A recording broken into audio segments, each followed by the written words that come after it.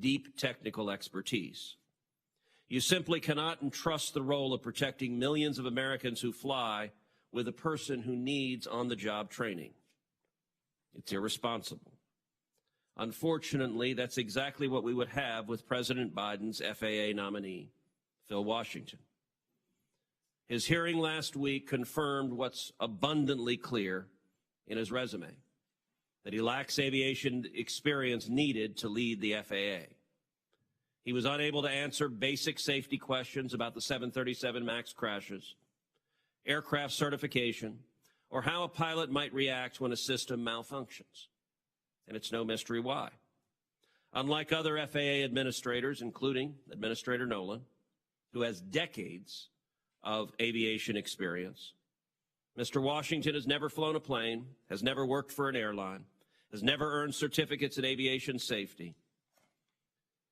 And it isn't just Republicans who raised concerns about Mr. Washington's lack of qualifications. At last week's hearing, multiple Democrats on this committee did as well. We need a trained aviation professional to be charged with keeping us safe. And today, Mr. Nolan, I look forward to hearing the steps the FAA is taking to do just that. Thank you. Acting Administrator Nolan, welcome. Thank you for being here. You're welcome to give an opening statement. Well, thank you very much, Chair Cantwell, Ranking Member Cruz, and members of the committee. Thank you for the opportunity to be with you today to discuss how the Federal Aviation Administration is strengthening our certification and safety oversight processes and about our implementation of the Bipartisan Aircraft Certification, Safety, and Accountability Act. Before we discuss certification reform implementation, on behalf of the United States Department of Transportation and everyone at the FAA, I want to recognize the families of the victims of the Lion Air and Ethiopian airline crashes. March 10th marks the 4th anniversary of the loss of Ethiopian Flight 302 and all those aboard. Despite the passage of time, my colleagues and I have not forgotten. The FAA understands and embraces the importance of continuously raising the bar on aviation safety.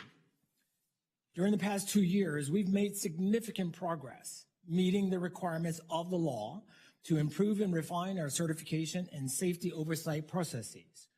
We're using a comprehensive approach to implement the provisions from the certification reform legislation and the various recommendations received from investigations and independent reviews. We're treating aircraft as complex systems with full consideration of how all the elements in the operating system interact. We're integrating human factors considerations more effectively throughout all aspects of the design and certification process. We're improving the agency's oversight process by ensuring coordinated and flexible flow of data and information. And finally, we are recruiting a workforce that can meet the demands of the future. Maintain our safety record while making improvements that will help sustain our progress. Before we get to your questions, I want to provide a little more detail on our accomplishments, and I'd like to highlight some of the specifics of our work, especially our advocacy for safety management systems, or SMS, throughout all aspects of aviation. SMS is a systematic and comprehensive way to identify and manage risk and drive behavioral changes through increased transparency. As required by the Act, we published a notice of proposed rulemaking to require SMS for certain design and manufacturing organizations, Part 135 operators, and air tour operators conducting operations under Part 91. Because we recognize the value of implementing SMS as quickly as possible, the FAA has enabled stakeholders to develop and stand up voluntary SMS programs while rulemaking is underway. As of today, we have accepted more than 60 SMSs for Part 135 operators, Part 91 air tour operators, and Part 145 repair stations. We accepted another 5 SMSs for design and manufacturing organizations, including Boeing, and working with many more toward acceptance. One of the key themes of the certification reform legislation was ensuring that we incorporate the lessons learned in the months following the Lion Air and Ethiopian crashes. The FAA has fully embraced the direction of Congress in this matter and is driving changes throughout the certification process. For example, the Act requires the FAA to make extensive and meaningful changes to the Organization Designation Authorization, or ODA program.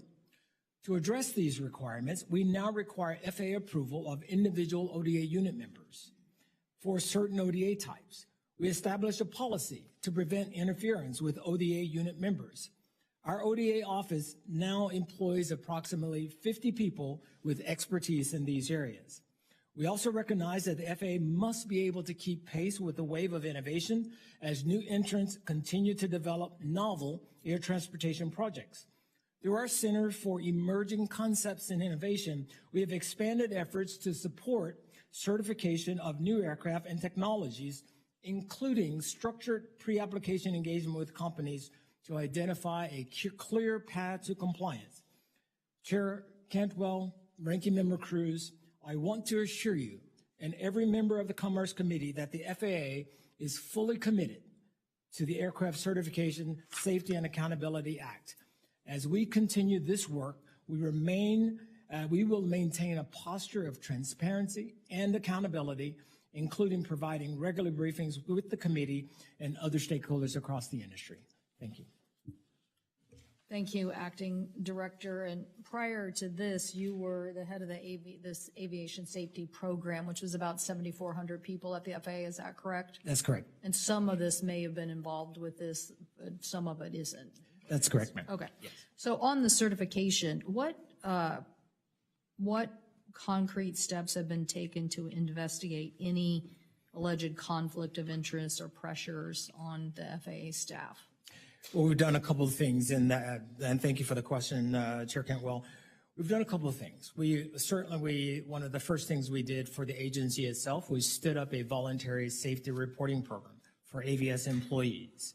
We've undertaken a cultural survey, which was completed late last year, and I've received those results as acting administrator.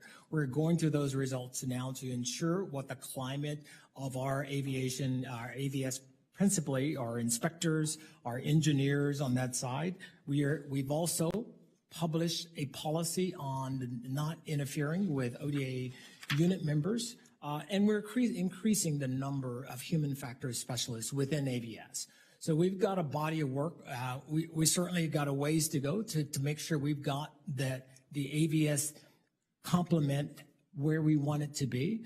But what I can say is that as of today, we've got 7,489 people within AVS. We plan to take that to 7,775 by the end of this fiscal year, and we're moving to ensure we've got the kind of competencies and skill sets we need to go forward. Congress created new civil penalties in this area for interference. Has FAA taken any action and enforcement related to that? I get a regular report from our Office of Audits and Investigation. To date, I have not where we've done a civil penalty, but I can tell you that I sit down on a regular basis and review every case that comes through our whistleblower office. Do you think there are further steps that need to be taken? I think as we continue to reinforce safety culture, as I mentioned in my open remarks around safety management system, we must continue to do everything to make sure that we have absolutely a culture of transparency, communication, and cooperation across all lines of business within the agency. So you've entered a rulemaking now, is that correct? Yes, ma'am, we have. And so what will that entail in implementing a safety system, So when for safety management systems, so as we go through this, now, let me just say, one of the things we've already done as of last year, we now have as the final rule of SMS for airports. We realized the entirety as an ecosystem. And while a lot of the focus has been on Boeing, and rightfully so, we're looking across the totality of the industry to make sure that as safety management system, I can tell you firsthand, having lived in that world for a lot of my professional career, that a very robust safety management system will give you the kind of regulatory compliance and the ability to steer into risk and provide meaningful corrective actions. I've seen that work firsthand. When will this be fully implemented at Boeing as a manufacturer or other manufacturers? So Boeing and all of the major manufacturers in the U.S. currently have accepted voluntary SMSs, and they are in work. One that is overseen by the FAA.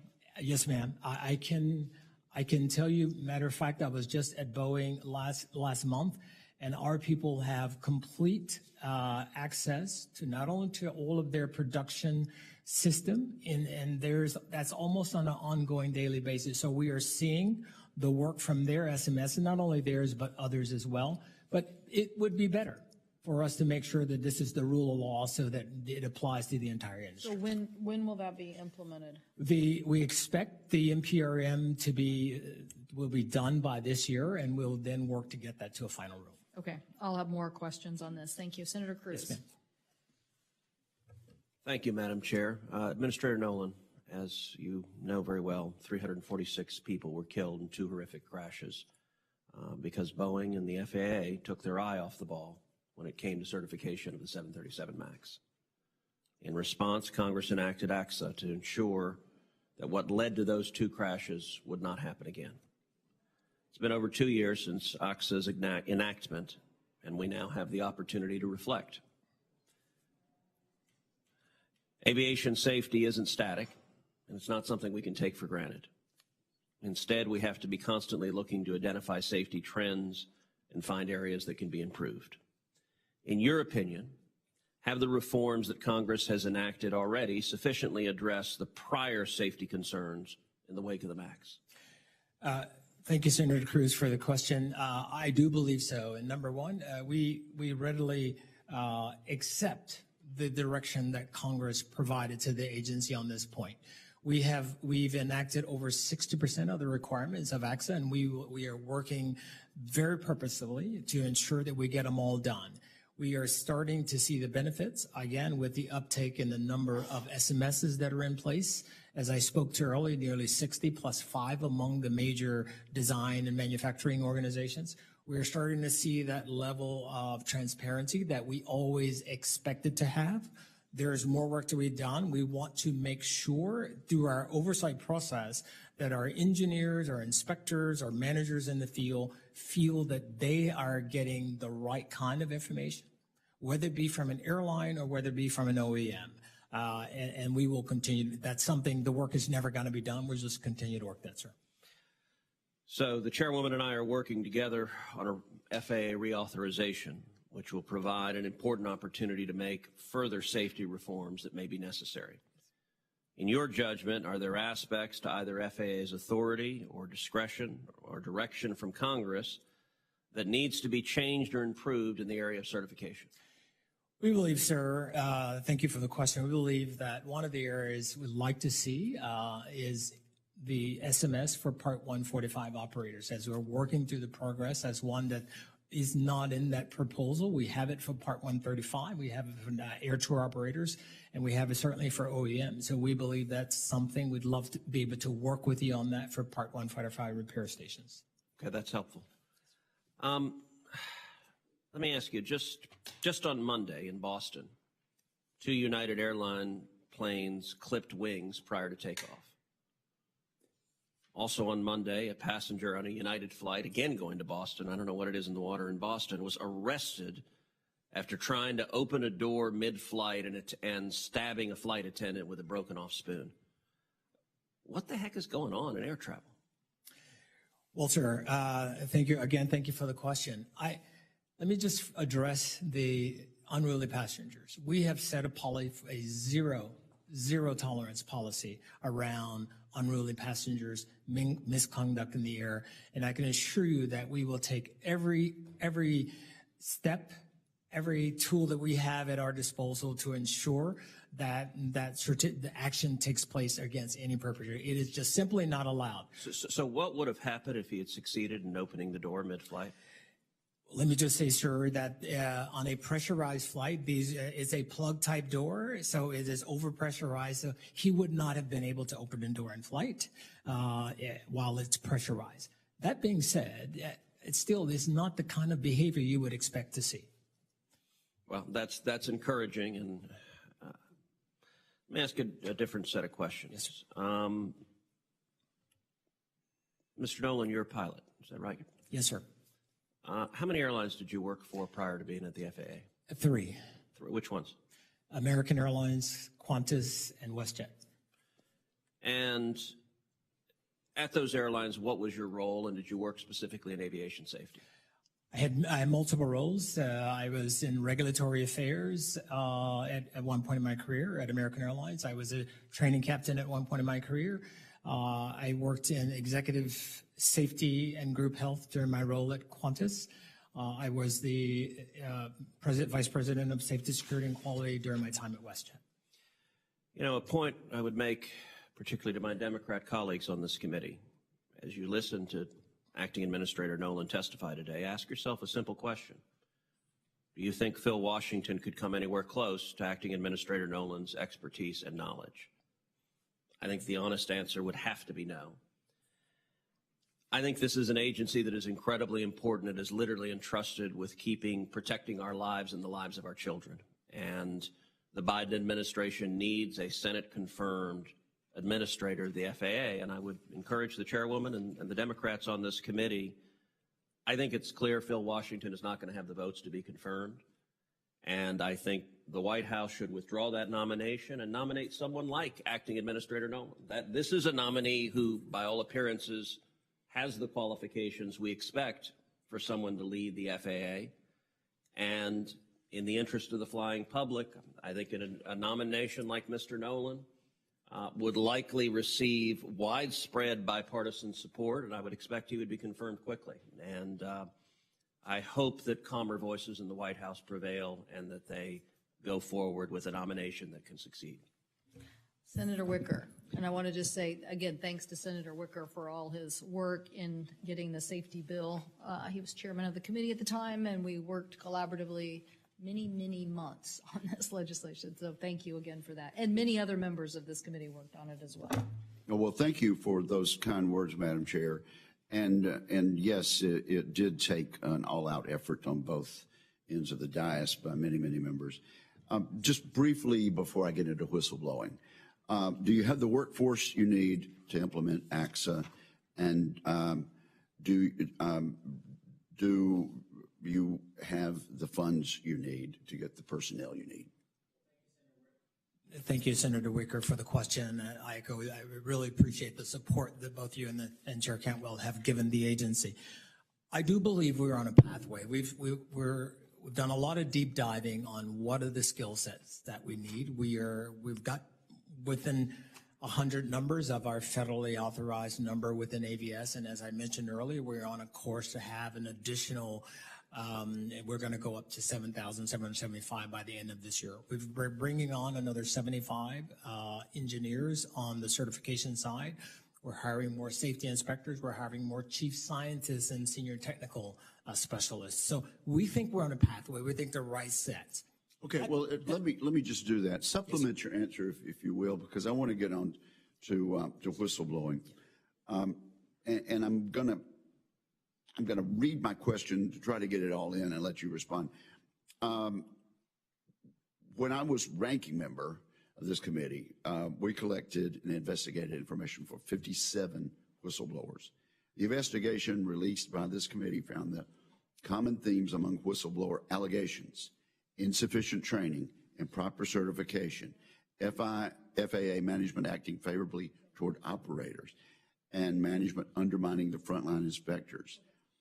The investigation concluded that these trends were often accompanied by retaliation against those who report safety violations and a lack of effective oversight, resulting in a failed FAA safety management culture. AXA sought to address a number of these concerns by establishing an ombudsman, renaming the Office of Audit and Evaluation as the Office of Whistleblower Protection and Aviation Safety, and enabling the newly renamed office to investigate claims of whistleblower retaliation. Has the FAA worked to improve accountability, aviation safety, and whistleblower protections? And according to a report released just in January of this year by the Office of Inspector General, at DOT. There are 4 specific actions that the FAA needs to take in order to ensure compliance. FAA responded to this report and concurred with the Inspector General's 4 recommendations. Can you please update us on how FAA plans to improve AAE's compliance with the statutory requirements of AXA? I will list the 4 specific actions if you need for me to. No, sir. Well, thank you again for the question. So I meet the committee may be aware, the Office of Audit and Whistleblower, if you will, that is a position that's appointed by the Secretary. That position reports to the Administrator. I have ongoing meetings at least twice monthly, and unless there's a need to discuss. So is it fully staffed and up and running? It is fully staffed and is up and running, yes, sir. So we take it very seriously, the role for whistleblowers. I see every case that comes before me. Specifically, as you talk about, I believe you're talking about oversight cases for different airlines, if I believe that's what you're referring to. We have much of those work. We've agreed with the findings of the Office of the Inspector General. We've had many of them have been closed out. For those that haven't, we are working to ensure that we get those closed out. At the same time, we are working to ensure that our inspectors, be it at a OEM or at an airline, have ensuring that they've got the skill sets, that level of oversight, any additional training that we need to do to ensure that they are discharging their duties correctly. I think there was an issue about whether or not they had done their own independent analysis. So I want to make sure. Now, I would say to the committee, a good, robust SMS would ensure compliance with the regulations. But we need to make sure that our inspectors have done their own analysis, and they should be able to come to the same conclusion. And where we have a gap, we will go work on that. Well, okay, let me just say this, and I say this to the distinguished chair. I take this very seriously. This is a lot of information concerning really abuse of whistleblowers. I think transparency is important. There is no place in the FAA or the federal government for retaliation for people who come forward with legitimate information. And so I hope you will follow the timeline, and I hope you'll get back to us if you have any problems, because this is something that was considered serious enough that it was placed in the statute and those adjustments were made. Yes, sir. You have our commitment that we'll follow up. Thank you. Thank you, Madam Chair. Thank you. Senator Moran. Chairwoman, thank you very much, and Ranking Member for this hearing. Mr. Nolan, thank you for being with us and for your service. Just a few questions. The MAX 737 tragedies highlighted the critical importance of better understanding human factors and their integration into the aircraft certification process. Can you say today that the FAA and global aviation community has a better understanding of human factors and its coexistence within the certification process? Thank you, Senator Moran, for the question. Again, we've made a lot of progress in this space. We are working, one of the things we've done, we're working with universities to help inform the work that we do. And particularly within your state, we have a project with Embry-Riddle. We have a project with Wichita State. We are looking specifically at human factors and human factors assumptions. As I mentioned in my opening remarks, we see the aircraft as a system, and that level of interplay when you put a pilot within a system and how he or she interacts, especially as we're seeing rapid advancements in technology, rapid advancements in innovation, rapid advancements in automation. So now, and we've also, as required by the Act, as we see new work on certification, we now require system safety analysis that our FAA team must go through and validate the assumptions made by the OEM. And in this case, we're specifically talking about Boeing. So any assumptions made about the technology itself and how crews might react to it from a human factors perspective, I think we're in a better place than we were, but this is an area we'll continue to work on. Is the science there yet? The science is there. I've spent the better part of my career, which is one of the things I've loved about aviation safety and being in the AVS organizations, which is where I started, which is where I'll return, is that I look across the arc of my career from my early days of flying Army helicopters to later on commercial.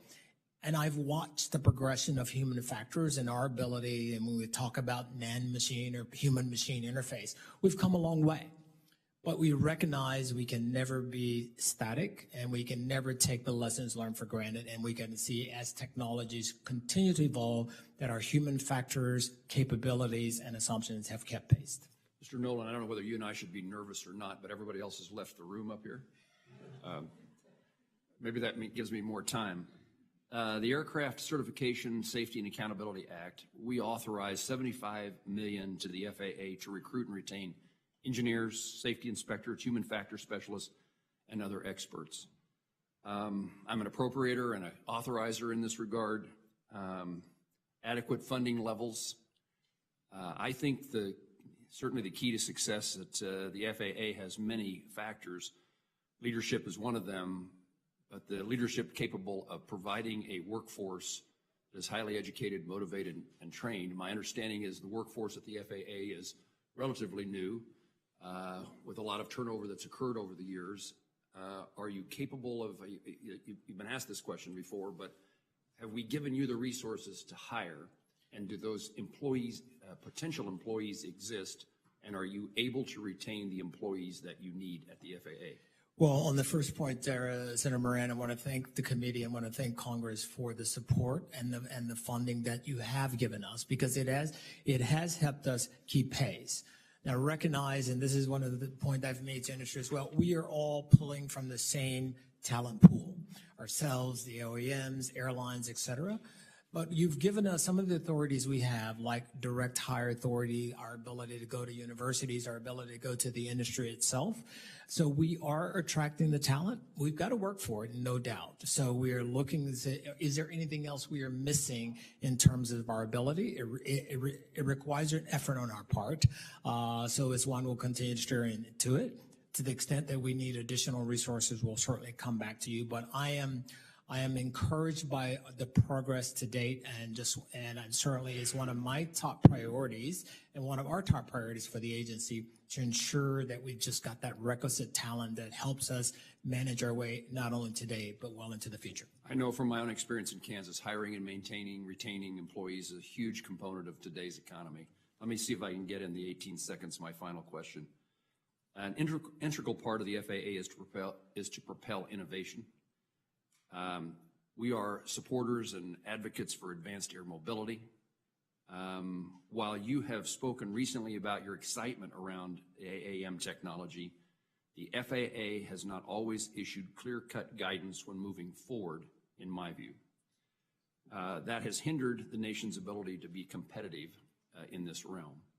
Will the FAA hold firm on the path it defined for certifying these new electric aircraft? Yes, sir. You have my promise, and the promise of the agency is that we will hold firm. We have a defined pathway to get there. It's one we've communicated to the industry. We've gotten their feedback that says they feel like that's the right path that we're on. So I believe we're in a good space with respect to new entrants. It's one that will just continue to work. I appreciate that answer, because I think there's nervousness that the changes may occur on something that's already been understood and agreed to. Yes, Thank you for your confirmation that that's not the case. Thank you, sir. Thank you. Thank you. And Senator Moran, I'd be happy to, I do think, Acting Director Nolan, that with an appropriator here, we want to make very clear that getting this law fully implemented does require the commensurate appropriation levels. And so we should just, for the record, make sure that we're clear about what that would take. And so we can get that in writing from you. Yes, ma'am. Okay. Senator Blackburn. Thank you, Madam Chairman, and thank you for this hearing today. And Mr. Nolan, I want to really follow along on what Senator Cruz mentioned about our concerns with Mr. Washington, his lack of experience, the way he has prioritized DEI policies, whether it was at LA Metro or at the Denver airport, and some of the allegations that have been made there. People want to know that they're going to be safe on our planes. And we had a near miss, a JetBlue flight from Nashville to Boston. There again, an issue with Boston, and a plane that was taking off that was not under the command of the air traffic control tower nearly hit this plane that was landing in Boston. So we are very concerned about that. A couple of questions I do want to go to you on. First, let's talk about experienced pilots. I've joined Senator Graham in raising that mandatory commercial pilot retirement age from 65 to 67. This is because of the number of flights that are being canceled. I know American Airlines has canceled nearly 50,000 flights that were on their docket for the summer. And they're doing it because of the lack of pilots. And I've noted that Canada and Japan have raised their age to let older pilots fly. So my question to you is, do you support this, letting pilots fly until the age of 67 and allowing those younger pilots to gain that necessary experience? And these pilots that say we'll take a medical exam, allowing them, if they pass that medical exam, to continue flying. So where are you on that issue? Well, thank you, Senator, for the question. Let me just say on the first point, I do believe that Phil Washington is fully qualified. I support the president and I support the nomination, and we as an agency will be prepared to work and support and work together quite well. On the issue of age is one that is strictly set by the Congress.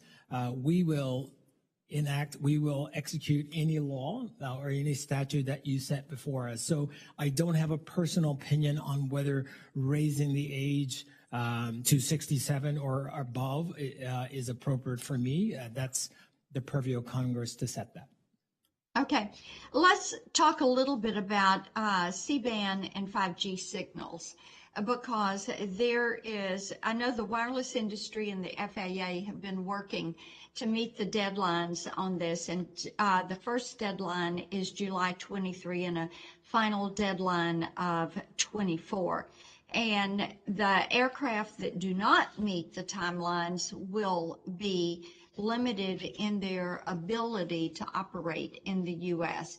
And Senator Lujan and I sent you and Secretary Buttigieg a letter today about this, because we're concerned by recent reports that the airlines might not be able to meet that upcoming July deadline due to, and I'm quoting the International Air Transport Association here, and their quote was supply chain issues, certification delays, and unavoidable logistical challenges, end quote. So we've seen wireless carriers delay their 5G deployments to work with the FAA on these interference issues. So what is your plan on ensuring that the airlines are going to be prepared to meet the deadlines so that the 5G rollouts are not further delayed? Well, thank you, Senator, for the question. Let me just say that we have we've taken every step to be very communicative. What we said is that we believe that 5G and commercial aviation can safely coexist. We have some voluntary mitigations that were put in place by the telcos, but we also have another 19 who are coming into the system itself. Our goal is to ensure that airlines can operate safely. We've identified a risk in the NASC, one that must be addressed. We believe we've given the right amount of time to do that, and so we have no plans at this point to change the timing on that, and we've communicated that very much to the industry itself. Okay, thank you very much. Thank you, Madam Chairman. Thank you. Senator Rosen. Well, thank you, Chair Cantwell, and of course, Ranking Member Cruz, for holding this very important hearing here today. And so, Mr. Nolan, I want to just dive right into the FAA certification workforce, if you will, because a 2015 audit by the Department of Transportation's Inspector General found that the FAA lacked a comprehensive process for determining aircraft certification staffing needs. And in 2019, in the wake of the 737 MAX 8 crashes, the Joint Authorities Technical Review recommended that the FAA conduct a workforce review of its Boeing Aviation Safety Oversight Office. Finally, in 2021, a Department of Transportation Inspector General report highlighted the FAA's need to recruit, to hire, and to retain a skilled workforce with the technical expertise and abilities required to ensure safety in a rapidly evolving aerospace system. And so to address this, the Aircraft Certification Safety and Accountability Act does direct the FAA to review its certification workforce to determine whether the agency has the expertise and capability to both assess the safety implications of new technologies and procedures that are used by aircraft designers and their manufacturers, and also oversee the adoption of these. And so I know that the FAA published its Aviation Safety Workforce Plan for 2020 through 2029, and you're taking the issue very seriously.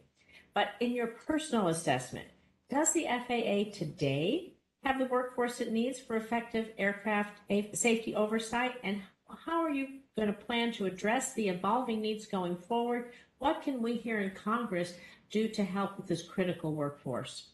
Well, Senator Rosen, thank you very much for the question. We do appreciate the support of Congress in this critical area.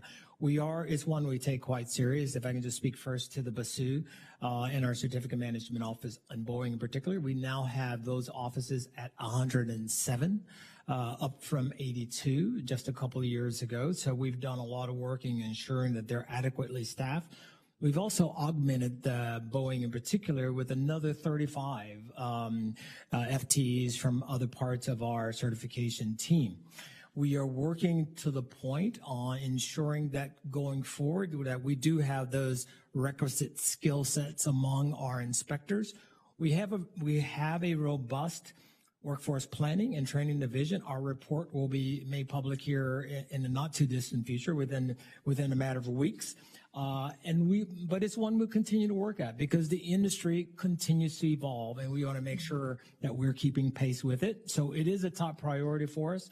We're working with outside consultants on it as well, but we'd love to work with you on that to make sure that there's nothing that we've missed in that regard. Yeah, I think we probably need to update it and keep it rolling as technologies keep improving. But I want to continue on this workforce training issue because the 2020 GAO study found the FAA only infrequently examined gaps in critical competencies among its safety inspectors and engineers. It also found that the FAA did not routinely assess its training curriculum for these safety inspectors and engineers. And the GAO did recommend the FAA assess the workforce competency gaps and safety curriculum. So have you implemented the GAO's recommendation? And if so, how have they impacted your workforce and skills needs? And if they haven't been fully implemented, can you give us a timeline of what you're planning to do there and maybe what assistance you might need? Well, thank you. Thanks again for the question. We're working on multiple fronts to address the requirements. Again, as I said, we are working within ABS, within both our flight standards and the certification to make sure that the training has kept pace. And we are also identifying the gaps. So we have not completed that work yet. We do expect it to be done by the end of this year, or if not sooner. But it is one that we want to make sure that we've kept pace. And again, we'd love to work with you more on that. Thank you. And will that include building a curriculum covering current new aircraft technologies, human factors, project management, these kinds of resources for continuing education and training that our inspectors, engineers, and other employees need? Yes. Will that be part of the plan we can look forward to? Yes, ma'am, it will. Thank you. And I just want to, I have 20 seconds left, so I'll ask this for the record. I want to ask how the FAA is tracking and measuring progress towards streamlining aircraft certification and flight standard functions, but with a few seconds left, I know there's folks behind me. I will submit those for the record.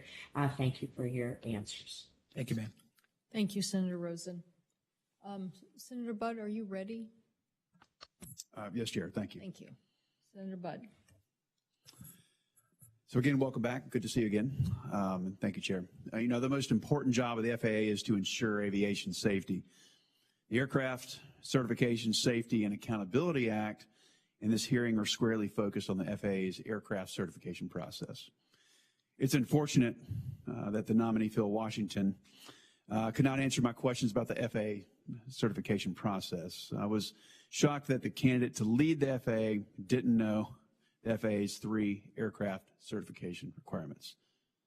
Mr. Nolan, as you know, one motivating factor behind the certification reform bill was that FAA's employees had insufficient knowledge of the 737 MAX's complex MCAS, or Maneuvering Characteristics Augmentation System, which led to 2 tragic crashes. In both instances, pilots were unable to overpower the MCAS's erroneous control inputs. A DOT special committee that evaluated this incident recommended the FAA reevaluate its workforce strategy for aircraft certification to better adapt to industry changes. The bill, which is the subject of today's hearing, authorized $75 million over 3 years for the FAA to recruit and retain qualified engineers, safety inspectors, and software technical experts. The point was to increase FAA's ability to understand ever more complex technical innovations during the certification process. So, Mr. Nolan, what is the status of the FAA's recruitment efforts, if you would, please? Well, thank you, Senator Budd, for the question. Let me just say, if you walk the halls of the FAA, you'll see that there have been 18 administrators and 4 actors, so a total of 22, and they have all brought various degrees of expertise. Again, I'll just say I fully support Phil Washington. He will step in and he will be in a very effective executive, and the agency will absolutely support him in every regard. We've done a lot of work in the area of how we continue to train and how we to continue. We're working to complete a comprehensive review of our senior technical experts program. We are also working our chief scientists and technical advisors. We brought on more on board. We've got 14 senior scientists, chief scientists, and technical advisors. We've got another 4 technical experts that we have on staff. So we continue to look into this area.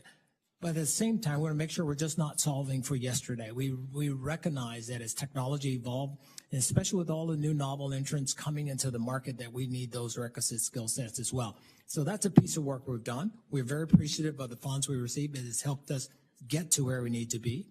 We are on step with our hiring this year, and we expect to continue in that regard. Thank you for that.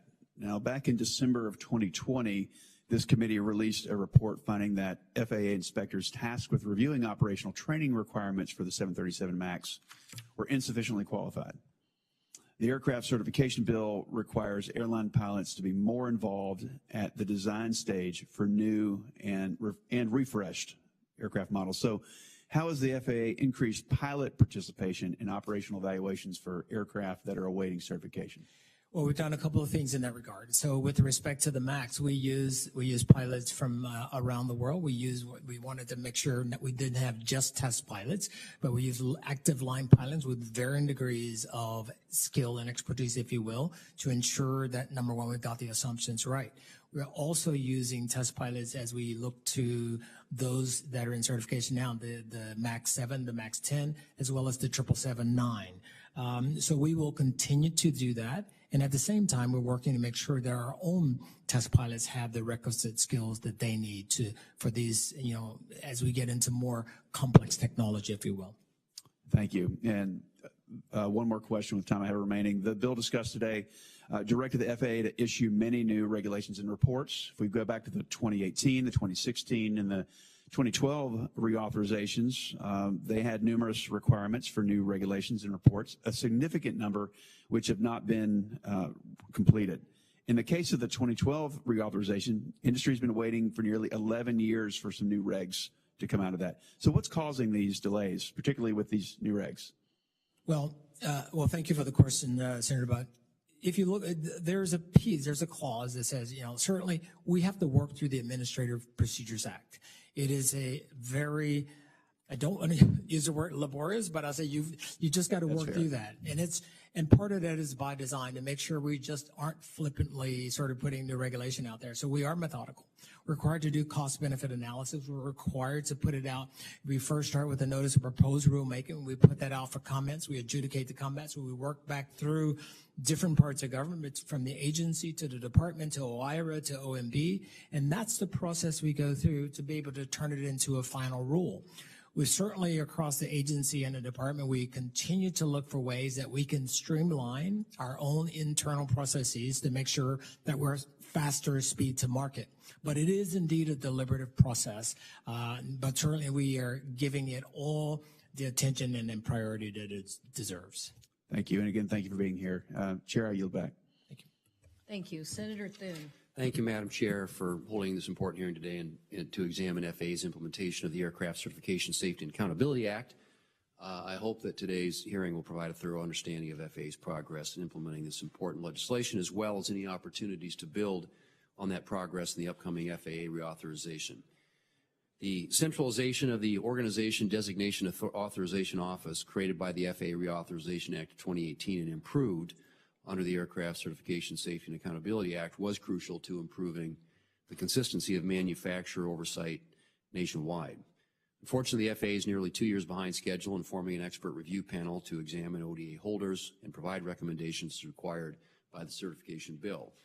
Separate ODA expert review panel was also convened in 2021 pursuant to a requirement from the 2018 FAA reauthorization. So, Mr. Nolan, could you describe for us how the FAA will ensure the new panel's work is complementary to the recommendations of the previous expert panel? And from your perspective, how can the agency improve the strong oversight of ODA holders while ensuring benefits of the program remain intact? Well, thank you, Senator Thune, for the question. We've done a lot of work in the ODA area. Number one, we were working last year to get that office up in staff. I can remember that certainly our teams came and gave your staff work where we were in the teens and the 20s on the numbers. We're now full. We had a full complement of 50 personnel in that office to address across the competencies. We are taking the work of the 103 expert review panel, so that's another part of the work. That team, that group of industry experts, along with the agency, met just on the 1st and 2nd of this month. So we're taking the learnings from that. They've got 270 days to deliver their report, and we continue to work on everything around the ODA to make sure we've communicated policy out there about non-interference with unit members. We also are working to ensure that level of oversight by our unit members, but also by our leaders in the field, principally at Boeing, but elsewhere as well, that it is there and they sense that it's working well. Now, I will tell you, I've done visits to Seattle. I've done visits to South Carolina. I've visited Airbus. I've visited Embraer.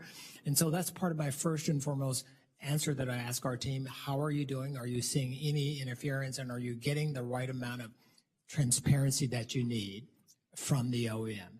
And overwhelmingly, the answer to that has been yes. Doesn't mean we're claiming victory, but we certainly made a lot of progress in this regard. As I mentioned at the hearing last week on February 8th, Senator Warner and I introduced the Increasing Competitiveness for American Drones Act, which directs FAA to establish a regulatory framework for beyond visual line of sight UAS operations. I believe that a clear framework for such operations is critical to the safety and efficiency of the NAS. And I intend to work with the chair and ranking member to integrate this legislation into any FAA reauthorization bill. So could you describe the FAA's current work to create a beyond visual line of sight regulatory framework and otherwise streamline the airworthiness approval process for UAS? Yes, sir. Thank you for the question. As you're aware, we stood up a beyond BVLOS, Beyond Visual Line of Sight ARC, Aviation Rulemaking Committee. We put that out for public notice, and we've got quite a few comments in. We're in the process of adjudicating those, and then we'll work to get that into the NPRM. It is absolutely one of our highest priorities. We've also stood up an integrated team within the FAA we have what we're calling I-team. So we're looking at UAS, we're looking at eVTOLs, we're looking at what will be required to operate in the NAS, we're looking at electrification. So we've got a very much of an integrated approach to this to ensure, and our top priority is ensure that we can enable this technology and do it as timely as we can, consistent with ensuring that we've met our safety mission. So in drafting the bill, Senator Warner and I worked to address the concerns of incumbent users of the NAS, especially those operating at lower altitudes. And by that, I'm referring to helicopters and agricultural aviation. That said, more work will need to be done at the agency to ensure the safe coexistence of UAS with these stakeholders. So how will the FAA work to ensure the safe coexistence of nascent, beyond visual line of sight operations with some of those incumbent users at lower altitudes? Well, that's exactly the body of work that we're taking on, sir, with our group about one of the projects we've got. It's called Innovate 28, and we're working with NASA, we're working with MITRE, we're working internally with the department as well to ensure that we've very much got a coordinated, integrated approach to this to ensure that we can accommodate all users of the NAS. And are you incorporating in the concerns of these stakeholders to make sure that they're addressed? Yes, sir, we are. My time's expired. Thank you, Madam Chair. Thank you. I would just point out that that ODA expert review panel, besides, representatives from machinists and SPIA also, I think is good news that Javier De Luis is on there. Yes, ma'am. He is an MIT aerospace engineer, unfortunately lost his sister on the Ethiopian crash. So we're very glad that his voice and representing families will be there. Senator Klobuchar, are you? Ready? Okay. Senator Klobuchar. Thank you, Mr. Nolan. Good to see you again, and thanks again for talking to Senator Moran and I in our roles as head of the Travel and Tourism Caucus. As you know, Senator Moran and Capito and I worked together to introduce the bipartisan NOTAM Improvement Act. We've talked about this, I think, to create an FAA task force to recommend improvements to prevent future outages in light of what happened a month or so ago. The House version of it has passed, actually, led by Representative Stauber. And the task force would be composed of representatives from air carriers, airports, airline pilots, aircraft dispatchers, FAA personnel, unions, as well as aviation safety, cybersecurity experts. Do you agree that in order to effectively modernize our system, we need to have all parties involved at the table? Yes, ma'am, I absolutely agree. Okay, very good. And we're hoping we can get this done quickly, given that it's already passed the House. I also want to talk about the Safe Skies Act. I think safety isn't just about the quality of the planes. It also depends on our aviation workforce. A tired pilot is a danger to themselves, others in the air, and those on the ground. I introduced the Safe Skies Act to take the rest requirements put in place for passenger pilots and apply them to cargo pilots who currently have looser rest requirements. Do you agree that cargo pilots should operate under the same fatigue rules as commercial airline pilots? What I would say, that, Senator Klobuchar, is that these are managed vis-a-vis a part of the safety management system. Every airline is required to have a fatigue management system, and we've looked at that in depth. And so far, everything that we see have pointed to no additional risk on the part of cargo operations. But as one, we also remain open. Are there additional findings in our different areas for improvement? Okay. Well, I hope you'll look at this bill. Rural airports. We have 256 smaller airports across the country. That's helped by the Contract Tower program, and it works very well in Minnesota. Do you commit to ensuring that rural airports have the updated air traffic control towers and facilities they need to accommodate the rising air traffic levels that they're experiencing? Yes, ma'am. We will commit to continuing to work with you on this. Our goal is to ensure that we've got that level of service across the NAS that serves every one of the constituents of the NAS. So we will certainly look forward to working with you more on it. Okay, very good. Following the two tragic airplane crashes in Indonesia and Ethiopia that took 346 lives, including a man from St. Cloud, Minnesota, We worked to pass, with the chairman's great leadership, the Aircraft Safety and Certification Reform Act of 2020. I know you already talked to my colleagues Bud and Rosen about FAA and how they're training existing staff. Could you talk about recruiting staff and what you're doing? Yes, ma'am.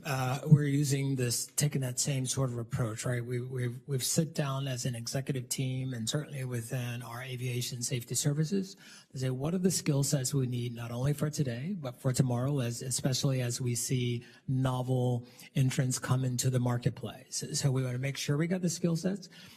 One of the challenges I mentioned is that we are all pulling from the same talent pool, but we are using every effort with our disposal. We're reaching out to universities, industry itself, to ensure that we get the right talent for the agency. All right. Thank you very much. I'll put the rest of the questions in writing, but I really appreciate you being here today. Thank you, ma'am. Thank you.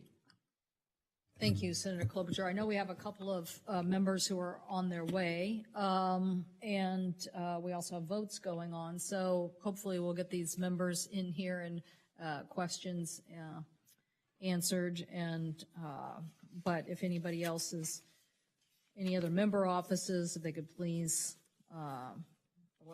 I actually have one more question. Okay, we'll go right ahead. Me to filibuster, Madam Chair. I was trying to be nice to the fellow members. Yeah, I have follow-up too. Yes, you do. I'll do one. Yes, and then go ahead. You go right ahead, Senator Klobuchar. Okay, automated flight control feature of the Boeing 737 MAX aircraft intended to assist the flight crew was identified as playing a significant role in those two fatal crashes I mentioned before. Investigations found that the flight crews were not trained on how to override or disable this system. With pilots often relying on automation during flights, do you believe that pilots are adequately trained to recognize and react to unexpected events under the current training requirements by the FAA? Well, thank you, Senator Klobuchar, for the question. Let me say, from a point of personal experience as a longtime pilot and a captain, I always felt that I was well trained, the ability to put training, but we want to make sure that exists everywhere. Our mission, my mission as the Chief Safety Officer for the FAA, is we believe that everyone is entitled to a level of safety no matter where in the world they fly. And so that's part of my mantra. The training is there, but we continue to look for how do we improve that. This is another critical aspect for safety management systems. So you have the ability to identify, there's lots of data that the airlines have in terms of their training.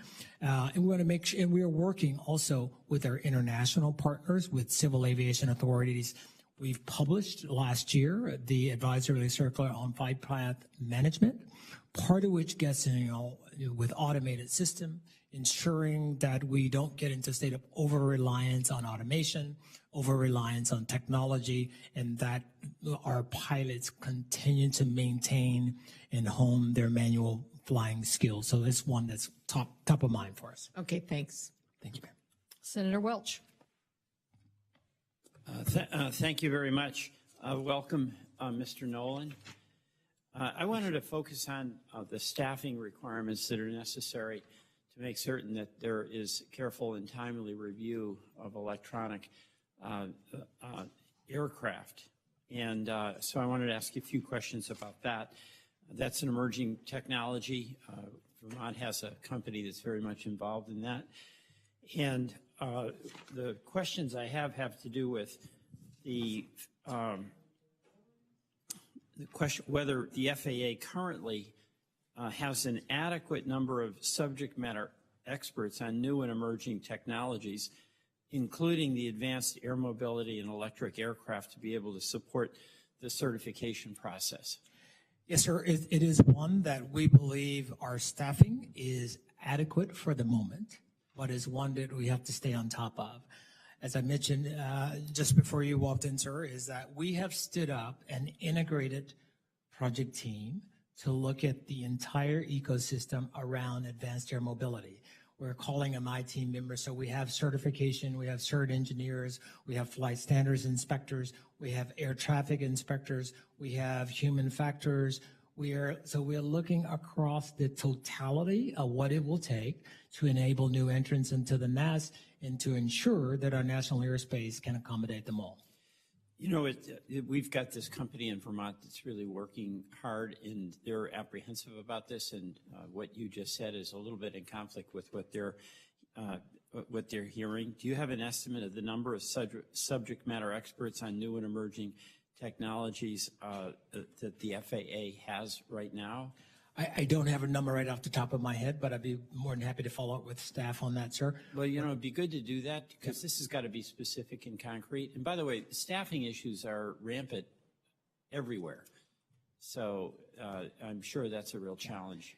If I may, sir, with your permission, I would say for every company that's out there, we have a very structured process. We stood up in 2018 the Center for Emerging Concepts and Innovation, expressly to be able to take new entrants, and we're doing it early in the process.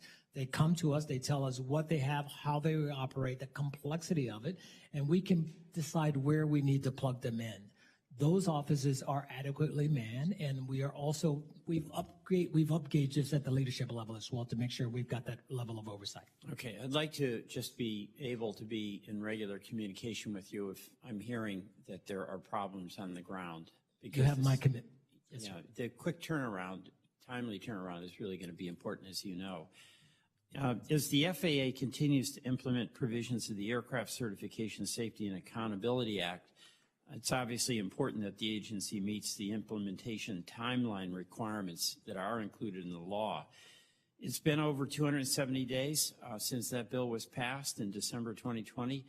And as the committee continues its work on FAA reauthorizations, it'd be helpful if you could let us know whether the agency needs more resources to meet workforce challenges. And when do you expect the FAA review will be completed? Well, on the review itself, we do expect it to be completed by the end of this year. So we are working hard there. We recognize when we got into it, sir, that we just need to make sure we get it right and make sure that we have the capacity and the capabilities and the talent to be able to steer into the future. And not Any idea when that will be done? It will be done by the end of this year, yes, sir. End of calendar year 2023. Exactly. And as the FAA does complete that required review, I just want some reassurance of your commitment to reviewing FAA's current staff capacity in the electric aviation space. You have my commitment, sir. Thank you very much. I'm going to yield to Mr. Vance. Thank you, Senator Welch and Mr. Nolan. Good to see you again. Welcome back. I just wanted to ask a couple of questions about the 737 MAX and some of the safety remediation that's been done and maybe what the agency has learned in response to it. So just to recap here, my understanding, and please correct this if this is wrong, my understanding is of course you have 737 MAX, which was developed on the existing Boeing 737 platform. They developed a couple of larger aircraft engines, and the basic idea was that the aircraft engines, while they would make the plane more efficient and maybe a better modern flight, a better modern plane, that one of the issues it might actually increase the angle of attack such that you would increase the risk of stalling. And so they installed various hardware and software devices to sort of level off the plane if it reached a risk of stalling. Unfortunately, the manual override on some of those automatic stabilizers that would prevent the plane from climbing too quickly failed to be properly overridden, or maybe the pilots didn't have proper training for the new avionics. And so you had a couple of pretty catastrophic incidents, and of course we're all worried about that. I know you are, and certainly I am too, and we want to make sure that doesn't happen here in the United States. I guess just sort of a threshold question. Is that basically right? Is that sort of summation of where we are with the 737 MAX? Is that correct? I think you've captured it well. Okay. Yes. So maybe explain to me, my understanding is that as of about 2020, with some additional pilot training requirements, you guys effectively reauthorized the 737 MAX for flight in the United States in 2020. Is that correct? That's correct. Okay. So one worry that I have, and we've had a couple of incidents that have come to our attention in our office that I just wanted to highlight here. If we could, so I'll just point your attention here, and if you can't read it, I'm happy to read it. But so the first is an American Airlines flight, January 20th, coming from Miami. This is a very new Boeing 737 MAX, and the flight is American 2692, pan. Due to a control failure with our stabilizer trim, we'd like to remain at 7,000 while we work some issues. Do you know what pan is? I do. Okay. Yes, So sort of, it's a non-emergent sort of call for help. Okay. So that was an American flight in January 20th, and that's just a couple of months ago. And this is the February 24th flight, 2023, Phoenix, Arizona. I may be especially worried about this because my own family has flown on a 737 at Southwest out of Phoenix, Arizona before. But Southwest 9017, we need to turn back towards Phoenix, and we're going to declare an emergency. We just declared, just because it's a brand new airplane and the autopilot is not, the trim system is not working on the aircraft. It's not trimming at all, so we're having to do manual trimming. When I look at that with relatively new aircraft, I guess my automatic reaction is the 737 MAX actually safe? Have we done the necessary work here?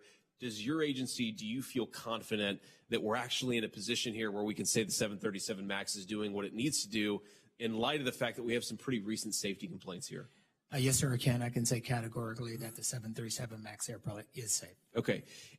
So maybe try to square the circle for me a little bit here, because you say that it's safe, and I certainly would like to believe you, and I certainly know the agency has done a lot of work to ensure its safety. Why are we still having pilots express some concerns about very new off-the-line 737 MAXs if the FAA thinks that these things have been brought up to speed? Thank you for the question, Senator Vance. What I would say, without knowing the specifics of this particular flight or in the aftermath, what may have been the finding from aircraft maintenance at these two carriers, I'd want to know more about in the individual case. Without getting too technical, within a quick reference guide, you have different sort of indications, different things that might happen in flight in which crews are trained and prepared to deal with, as they did in both of these cases. I would not want to speak out of turn without knowing more about these two individual cases. What I can tell you is that we're working very closely as we go through the certification of the MAX 7 and the MAX 10, and we are using active pilots of different, degrees of experience, if you will, to make sure that our assumptions are correct about any new and novel system. Recognizing that there are things on an airplane that have always been there, like stabilizer trim, like other things, sure, and provisions for something if you get a malfunction of that sort. Sure. So let me just make a couple quick final comments, because I know I'm out of time here. One, just a request, Mr. Nolan, and I'd love for you to maybe sort of look into this in some detail and try to understand a little bit. I understand planes have problems. Most of the time, thank God, they're not catastrophic. But I'd like to have maybe a little bit more reassurance that we're not doing something with the 737 MAX, that we don't see elevated rates of pilot-initiated concerns or pilot-initiated emergencies, the sort of things that cause a plane to fly back home, or God forbid something worse down the road. I think that the second observation, the second thing I want to say is just an observation here, Mr. Nolan. So you obviously know your stuff, and I appreciate that, and I appreciate your forthrightness in responding to these questions. I will note that we have a nominee in front of us to replace you as the FAA Administrator, and that person has shown not nearly the level of faculty with basic airline and aviation knowledge, and I think that should raise some concerns, especially given how important this industry is to public safety. So with that, thank you for your time, Mr. Nolan. Appreciate it. Thank you. Senator Schmidt. Thank you, Madam Chairwoman. Good to see you again. Thank you, sir. I wanted to follow up. I know you've been asked this, and I've heard bits and pieces of it, but what I wanted to focus on is the whistleblower protections included in the new ACSAA. The previous chairman of the committee, I know Senator Wicker, was very focused on this, and there was a report that came out that essentially said that there was a retaliatory sort of regime in place, that whistleblowers really weren't welcome, which is, I think, the impetus for part of the legislation that we're seeing now as relates to whistleblowers. But in my review of these so-called whistleblower protections, the only thing that I can really glean from this is, it's sort of window dressing, or trying to paint a broken down El Camino and call it a Cadillac, because it looks like there's just some renaming of offices and an ombudsman, that has been indicated here. And I'm asking, this is a sincere question to you, which is you worked in, 3 different airlines, worked for 3 different airlines. You have a track record with ensuring safety. It's been, one of your roles. I think the last airline you worked, you were in a senior position on that. If you were king of the world here, what would you like to see in this legislation that goes further than what's in here right now to ensure that whistleblowers are protected? Because obviously culture is very important in any organization, and particularly with the FAA, I mean, safety is the highest priority. I can't think of another industry, a regulated industry like that, people are very concerned about that. So you certainly want a culture where people feel like they can come forward. Absolutely. Where would you go with this? Well, sir, Senator Smith, thank you so much for the question. I would say 2 quick things. Number one, with respect to our program within the FAA, the Director of Audits and Investigation reports directly to me or into the Office of the Administrator. I meet with the person on a regular basis.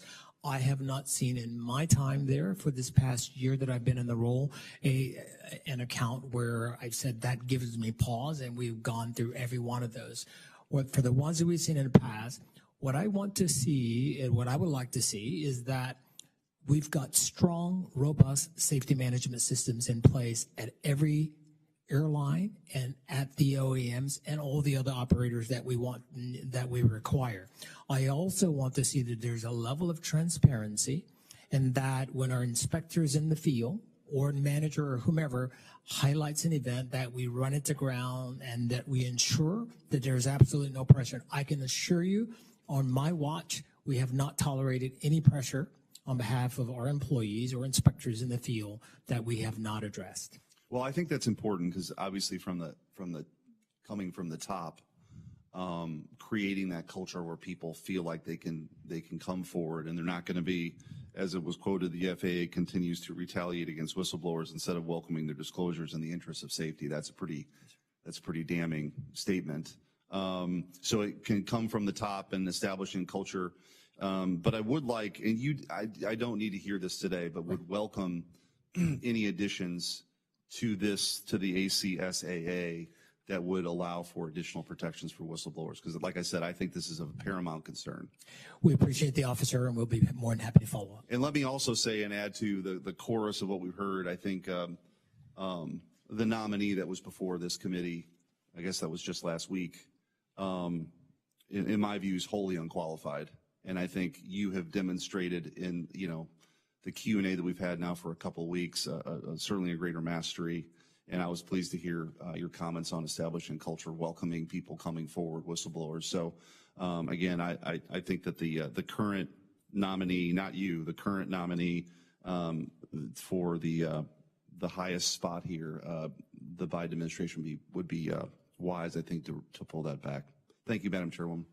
Thank you. Mr. Nolan, I think we have one more colleagues on their way, but in the meantime, I wanted to ask you about service difficulty reports. Yes, ma'am. The underlying safety legislation said we want better trend lines. We want a trend report every year on what are the emerging trends to be concerned about. And your safety service difficulty reports are already a system in place.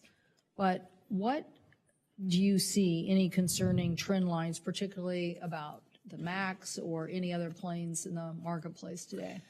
Well, thank you, Senator Cantwell, Chair Cantwell, for the question. I do have all access to all the service difficulty report. I'm not seeing personally any trend that sort of gives me pause or gives me, sort of raises any red flags. What I do expect, and what will be to all of our benefit, is as we see SMS's mature net level of transparency.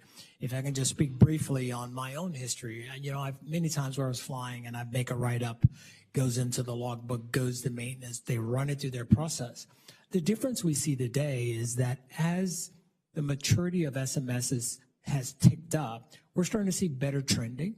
we have the level of oversight. For example, if you're at an airline, you've got a principal maintenance inspector, you've got a principal avionics inspector. These are our leaders in the field who are working, in many cases on a daily basis, but certainly on a weekly basis with the airlines that they oversee about everything that's happening with their maintenance programs. So it is a part of that. How can the public get access to, if not the actual report, some analysis of this is what we got this week, or these are the issues? Yes, ma'am. Some of those, as you are aware, may have proprietary information, but we have some. We've been very responsive for some that have had FOIA requests.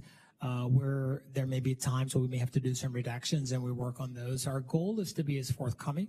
But I think for the committee, we can continue to work to see how we get you the information you need in terms of trends that we may be seeing in the NAS. But just specifically to this, there's nothing in what I am seeing today that says there's a trend on a MAX or a 7.8, et cetera. I would like to work with you. I want more transparency here. I don't want people to believe that there's something out there that they don't have access to or information that they don't have. And if you are reviewing that, which obviously the FAA, that's a key charge of the safety group that you had been running, is to make sure that that information is disseminated or that we follow whatever information is there.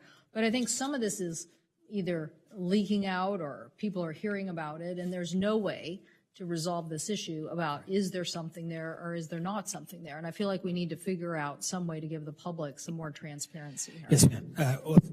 I couldn't agree more. It is sort of like this, with this safety summit that we're doing. We get a couple of events, but a day in the NAS, 45,000 flights a day, nearly 1 billion enplanements a year. So you say overall the system is resilient.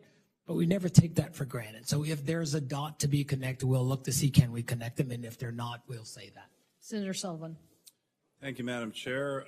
Mr. Nolan, welcome back. Thank you, sir. You've been a busy man in front of this committee. Let me just start with a real basic, I'm sure you've covered it, but I'd like to hear it again from you. We've, I think in the last 3 months, we've had 6 near, I don't want to call them collisions, but certainly dangerous circumstances in our public aviation sector. Can you just right now assure the American people that flying aircraft in the United States of America is still the safest way to travel, which I believe it is, and we're still the safest place in the world in which to do that? Yes, sir. I would just restate what I just said to Chair Cantwell. Yeah, on any given day, 45,000 flights in the U.S., 1.7 to 2.4 million passengers per day. We're at nearly 1 billion enplanements per year. We've gone 14 years without fatal commercial passenger accident. Knock on wood. Knock on wood, yeah. Knock on steel. We don't take it for granted. But that being said, every time we start to see, so are there trends? We don't know. So one of the reasons I've done an administrative call to action, so we are bringing in our stakeholders a week from today, and we will sit and talk about what are you seeing? And then we'll give them an opportunity to go back to their operation, then come back to us with some concrete example. In the Marine Corps, we call this a safety stand down. Yes, sir. See trends. Is that what you're doing? It's effectively a safety stand down without a safety stand down. Okay, good. We need that. I think it's good you're doing that. Let me turn to another issue. My office is constantly fielding complaints with the processing of aircraft registration and clearance for air medicals for pilots, and evidence points to bottlenecks in the FAA offices at Oklahoma City. What can be done to streamline the registry modernization system that certainly, again, all signs that we're hearing about point to a manpower issue, and it's really frustrating for a number of folks in Alaska, but I'm assuming it's an issue that impacts everybody all over the country. Well, thank you, Senator Sullivan, for the question. I have indeed talked with our AVS leadership, and this is one that I've gotten their commitment, and so you have my commitment that we just need to do better, especially on the registry piece. They've got a plan in place to reduce the number of days for the registry from 180 to 75 by the end of April and continue to drive that down through the balance of the year. And I've also directed them to go back and again ensure that we have the requisite level of staffing to make sure that we can maintain that level of commitment that we owe the flying public and those who need to register airplane.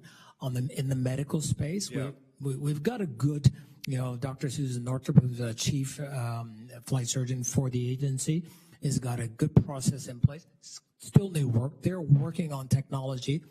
In the meantime, our MedExpress is now set up so that a person going for a flight physical can know exactly where they're in the process. So we have made improvements to that system, but we are working on a longer-term improvement. I don't have an exact date, but I'm happy to follow up with you on that to have a replacement for the system. In the meantime, MedEx is given a greater degree of transparency about where a person stands with respect to their medical. Good. So there's a streamlining effort of the Office of Aerospace Medicine. Of course, we don't want to sacrifice the safety of the flying public, but it's going to be a balance. Is that happening then? Is that what you're saying? It is happening, and we'll just continue to improve it. Okay. Let me ask one final question that I've had from a couple constituents. We have, I think, certainly more pilots per capita of any state in the country. Americans are clearly living longer. You look at our lifespan. We have a pilot shortage of good pilots. Is there any thought to extending or looking at the issue of mandatory pilot for commercial, mandatory retirement for commercial pilots who can maybe pass a rigorous annual physical? Or, we have a lot of good pilots who are in their 60s and 70s. And what's your, especially when they fly together on commercial airplanes, what's your thinking on that? Isn't that a way to help address, get really experienced pilots, address a pilot shortage that I know is impacting the whole country without impacting safety? But it seems to me there's a solution there that can be smart. Have you guys been thinking about that? Well, let me just say, sir, it is one that's clearly within the purview of Congress, so we would not make any presumptions in that area. Our goal is to execute the law and execute the statute. So I would just say that. And the mandatory retirement age right now is 65. And don't you think there's pilots who are 66 who are really, really good? I think if you're asking Billy Nolan what Billy Nolan personally think, but I think as an agency, our goal is to follow the law. I know, but you actually have a lot of experience. So let me get your personal opinion on this. My opinion, I flew till I was, I'm a pilot, been a pilot for 42 years. In my life as an airline pilot, I would have had to retire at 65. I don't think I'm in a position to offer a personal opinion as the acting administrator on this specific. Okay, Madam Chair, I think it's a good topic to take a look at. Yes, so thank you, Senator Sullivan. We will be having a series of 4 different hearings as it relates to the FAA reauthorization, and we will certainly include this as a topic. I think workforce will be a very big topic in general, as you can see from many of our colleagues who asked questions today. And obviously, we not only want the right positions authorized, but we want them appropriated, and we want a full FAA, and we want the commercial sector to have the pilots that they need. So I predict this will be a very big part of the discussion. Yes, Mr. Nolan, I wanted to ask for the record about gray beards, so I'm going to send something to you, because I really want a technical answer here about what has been established in response to the law. Just to be clear, we said after the MCAS system, how is it that the FAA, we were having a lot of discussion here this morning about, what's the right leadership at the FAA. I would definitely say the issue of regulatory capture was a very big issue in us writing the safety bill and making sure that people reported to the FAA and the FAA felt responsible. Yes, ma'am. So one of the issues is the fact that you were supposed to hire graybeards, sophisticated people who are working to understand the technology at the beginning of the certification process. Yes, ma'am. So I understand that you have done that, but that you are doing it by segmentation. Is that correct? That is correct, Chair Canwell. We're at 14 sisters, chief scientists and technical assistants. We're looking to hire an additional 4. We have 4 senior technical advisors, but this is one we just have to continue to stare into to make sure, do we have it right? Not only for today, but as we stare into tomorrow, right, as this new novel. So we're committed to it. And like I said, so with this 14, another 4, we got 18 with the plan to hire 4 more. But these are people that you think represent the sophistication on the technology side of today's certification process? Yes, ma'am. Okay. And you have the funding for that? Give We me some examples of people who were missing before but now are part of the team. As you look at that across this sort of competencies, right? And when we think about certification, and when we think about the changes, as we think about the evolution of technology, one I know that you're very passionate about, this is the kind of skill sets we want as we move forward. As again, I've gone out and I've flown the MAX 10 simulator. I've been to Airbus and flown the A380. I've gone to Embraer and flown their newest airplane, making sure we get it right and making sure that our technical experts, as we go through the whole design and certification process, that we've got the level, if there's something someone needs to go press the test, let's make sure we got that right. That's the kind of expertise that we're looking for. So we continue to work at it. Well, for us, it's making sure that in the beginning of the certification process or anywhere during the certification process, that another MCAS isn't projected as part of a system and people don't understand it. Yeah. That's the key. Yes, ma'am. And so you feel like that this group that you now have on the technical side is providing that level of technical expertise up and down? I do indeed, having spent time with our folks not only in Seattle and there, but also on the cert side. And I've sit with our team. I will say it is our expectation now, and I think I commend the Congress for this, right, as part of the act, that we're getting all of this information. We're make sure that we got it all up front, that we understand at the very outset of either design for a new type design or an amended type design, that information is there. What we are seeing vis-a-vis these system safety analyses that our team are now doing, that's again giving us a better degree of transparency there, and we're going through those very purposefully to make sure we get it right, that we don't have a repeat. Yeah, well, we'll give you some additional questions for the record as it relates to the details on that, because we really want to understand how it's functioning within the FAA. We just want to make sure that we understand how it's been set up and what oversight it has by each type of certificate process. We think it's a very important aspect of the certification. Okay, well, that seems to complete our hearing this morning. We'll remain open for 4 weeks until April 5th. Any senators who'd like to submit questions for the record should do so in the next 2 weeks by March 22nd. And we ask that you have your responses by April 5th. Yes, ma'am. Thank you so much. Thank you, ma'am. We're adjourned.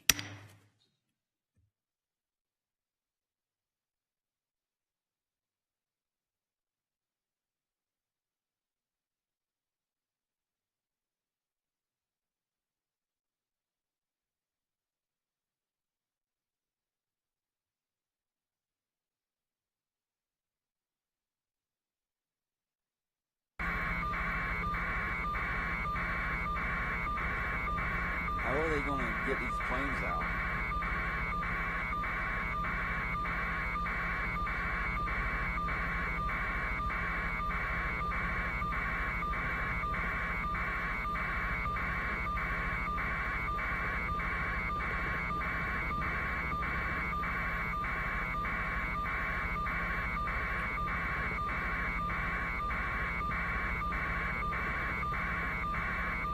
Dogs? Yeah.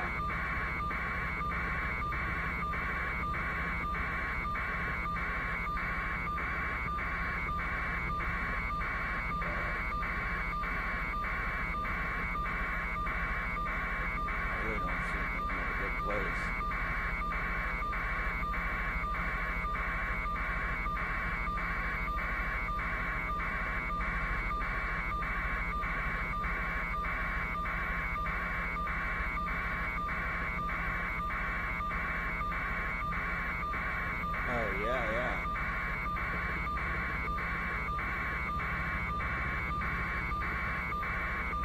rigging project, yeah.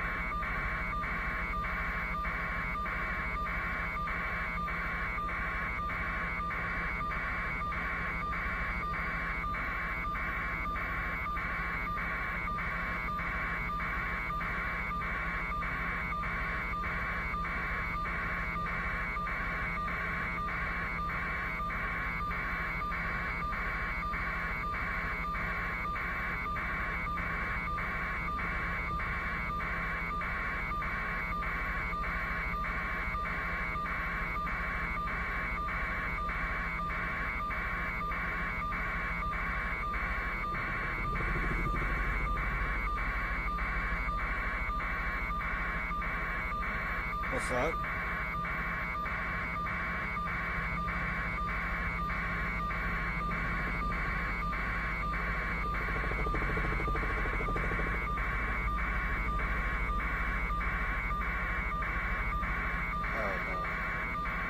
Oops. Yeah. Active life shot, right?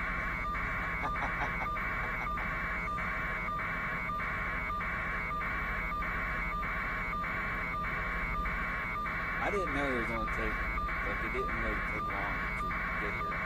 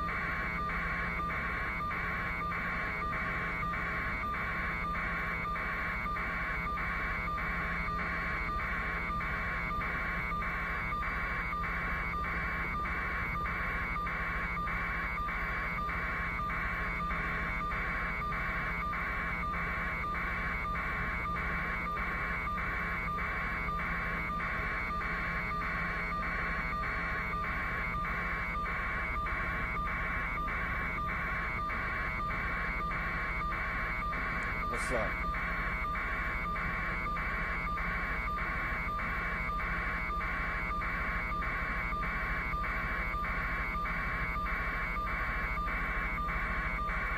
Ten-4.